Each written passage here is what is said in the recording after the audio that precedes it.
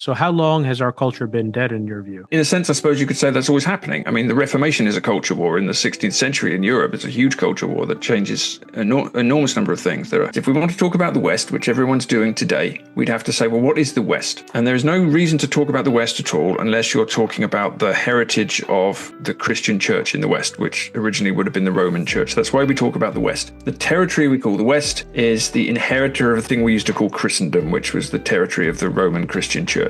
So that's what the West is. It's a society or a group of societies of people very loosely tied together by an interpretation of the Christian story. And I think that in the West today, and this may be less true in America than it is in Europe actually, but certainly the Christian story is fading very, very fast. I mean, where I come from, it's pretty much gone completely. But more to the point, societies don't base their laws or their structures or their worldviews around the Christian story or an interpretation of that story. So what we had is we had a thing called Christendom until the Reformation. Then we had a thing called the West, which was kind of Enlightenment, liberalism, scientific revolution, individualism, all of them, though, based on the Christian values that still existed in society. The values of liberalism are primarily Christian values. And now we've got to the point where I think that liberalism is collapsing as well. The values that it was built on are gone.